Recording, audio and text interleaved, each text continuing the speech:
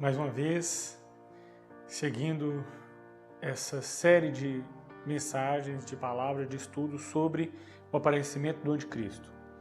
É interessante porque muitas pessoas podem pensar o seguinte, mas por que não fazer uma série sobre a vinda de Jesus Cristo, a volta de Jesus? É interessante porque um dos sinais que precede a volta de Jesus é exatamente o aparecimento do anticristo. E a Bíblia nos deixa muito claro que Jesus virá para destruir o anticristo e trazer a nossa redenção. Então, no maior período de tribulação que a humanidade já viu, naquele momento de sofrimento dos seus escolhidos, dos santos do Senhor, a palavra de Deus fala, Jesus fala em Mateus 24 que todo olho verá Jesus vindo em nuvens para resgatar o seu povo. Então, olha que interessante. Naquele momento de sofrimento, naquele momento que o mundo está contra você, quando a trombeta tocar, a última trombeta, você sabe que o seu Redentor está voltando. E aí, o nosso inimigo, o inimigo da igreja, será destruído. Então é importante saber quem é o inimigo da igreja, quem é esse homem, quem é essa figura, quem é esse reino que vai nos destruir. Literalmente destruir a igreja, literalmente matar os santos.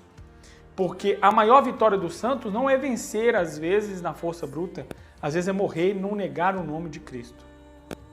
Então, o próximo sinal do aparecimento do anticristo é um fator que ele já vem acontecendo há muitos anos, porque esse campo já vem sendo preparado, como a palavra de Deus fala, o espírito do anticristo reina e impera.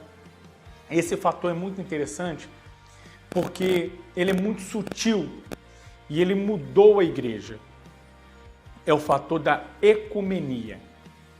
É o fator de uma única religião mundial. Às vezes você pensa, mas isso, irmão Vitor, é impossível de acontecer porque o Estado Islâmico não deixa. Isso é impossível acontecer porque a igreja evangélica não deixa. Não, isso aí é impossível de acontecer no mundo. Presta atenção. Nós já vivemos uma única religião. Primeiro, se prega que todos os caminhos levam a Deus. Depois, se prega o respeito, se prega a falta de carinho, a falta de amor, se você pregar contra outra religião. Então hoje é muito sutil isso. Hoje, as igrejas tidas antigamente como protestantes, que pararam de ser protestantes, elas começaram a negar alguns princípios bíblicos para ter uma boa convivência. Hoje você tem igrejas evangélicas que padres pregam nelas, gospels, pastores gospels que cantam, músicos gospels que cantam com pessoas que não são crentes, pessoas que não confessam Jesus, que não vivem segundo a palavra de Deus. Então hoje, tido como o preconceito, hoje você tem no meio evangélico, no meio antigamente que era chamado de protestante, todo tipo de pessoa. E pessoas evangélicas no meio de todo tipo de outras pessoas. Irmão Vitor, mas é isso que é bom para a humanidade. Mas não é isso que a palavra de Deus fala. A palavra de Deus fala que não tem como haver comunhão entre luz e trevas. Então há uma separação. Pode existir todas as religiões se unirem, ok, não tem problema. Mas o verdadeiro cristão, segundo a palavra de Deus, ele nunca vai se misturar com o mundo. Porque Jesus não é religião. Jesus é acima de religião. Aí o pessoal fica, mas Jesus é acima de religião, Jesus só quer seu coração. Então pequenas coisas entraram que outras religiões são tranquilas. A bebida, a tatuagem, o divórcio. Coisas que a Bíblia abomina, o homossexualismo. Mas em prol dessa união, em prol dessa paz mundial, em prol de acabar com a guerra religiosa, com a intolerância, com isso, com aquilo, já tem se criado uma religião mundial. O Papa estava programado para o dia 14 de maio, uma reunião com todos os líderes mundiais, em prol de uma educação que vai trazer uma paz dos jovens no futuro. Então todos os indícios de que o anticristo vai se utilizar dessa ferramenta, dessa falsa paz religiosa mundial, você tem o direito de servir a religião que você quer. Realmente você tem o direito de servir a religião que você quer. Mas eu tenho o direito de não aceitar os seus dogmas, os seus costumes e de não aceitar aquilo que é contra a Bíblia. Mas agora virou o seguinte, se você falar que você não aceita aquilo que está contra a Bíblia, você é extremista. Você é um radical, você é uma pessoa que não quer a paz mundial, você é uma pessoa que não quer a união das pessoas, você é uma pessoa que divide, você não é uma pessoa que une. Não, eu posso fazer culto no centro espírita, o pai de santo pode vir aqui na igreja, porque Deus é um só. Já vivemos uma única religião mundial.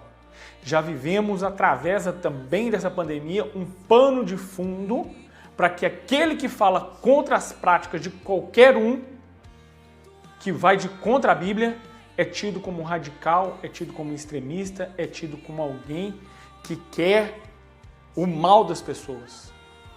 Só que o amor que Jesus prega é aquele amor que ele falou: aquele que não vir através de mim não será salvo.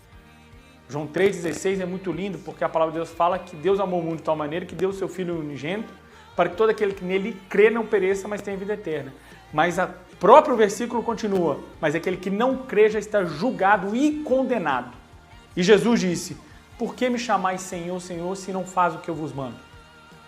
É muito simples eu falar que eu amo a Deus, que eu amo a Jesus, que eu amo as pessoas, mas eu não cumpro com um princípio bíblico, que é obedecer a palavra sem questioná-la.